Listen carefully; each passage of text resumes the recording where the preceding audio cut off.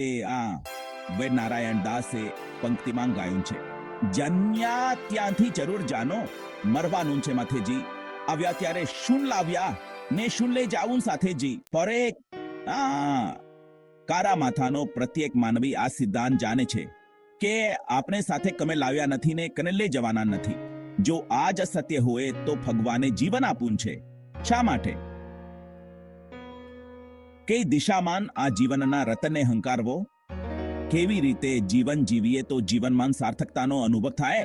વાત પણ સાચી છે. આ લોકમાં હું શું કરવા આવ્યો છું એ વિચાર જો સુક્ષટન હોય તો આ લોકનું બધું પામ્યા પછી પણ માનવી કંગાલપનાનો અનુભવ કરે છે.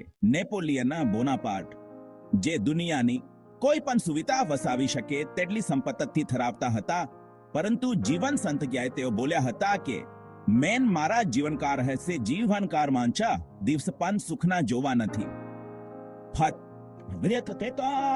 સમદ્દી મેરોવા મૂકેલી આનોટોડી દોડ્યા જીવનને નિરર્થક કંગાર બનાવી દીધી. બ્રેક ટાઈમ પ્રોહિમસે જીવનમાં જે કરવાનું છે એ રહી જાય છે અને નાન કરવાનું થઈ જાય છે. એટલે માનવી સુખ કે શાંતિ અનુભવી નથી શકતો. 21મી સદીમાં મનુષ્ય પ્રગતિશીલ તો છે જે, પરંતુ દિશાશુને પણ એટલો જ છે. જીવનમાં સિદ્ધિ હાંસલ કરવા તારે છે, છતાં કણ સિદ્ધ કરી રાતો નથી.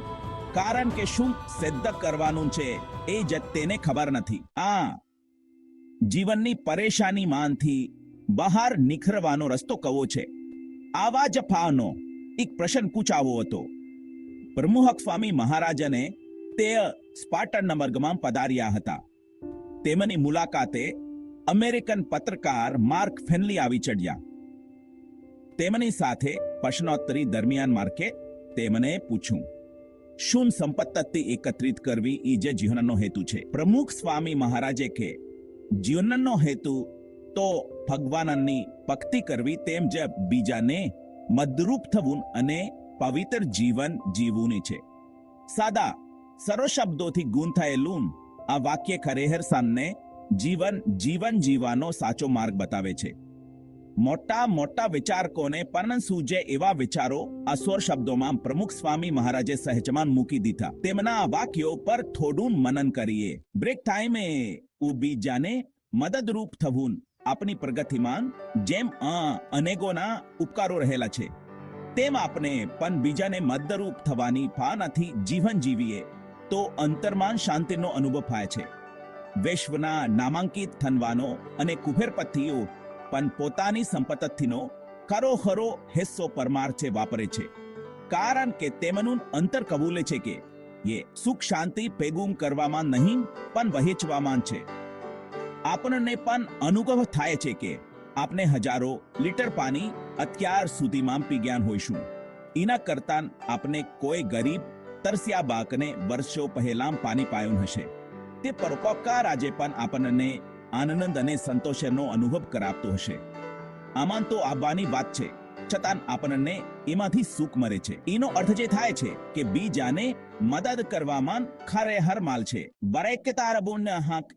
કે પવિત્ર જીવન જીવવું જ્યારે જીવનમાં મલિનતા હોય ત્યારે એક અતશ્ય પાર માણસને બિન્સમાં રાખે છે.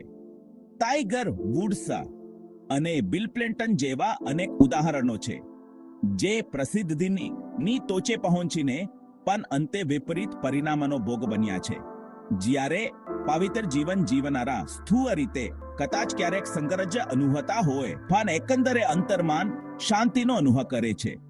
ભગવાનની ફકત ઇતિહાસ એક વાતની વાહ છે. સાક્ષી પૂરે છે કે ભગવાનમાં મગ્ન રહેનારા જ સુખ અને શાંતિ ભોગવી શક્યા છે.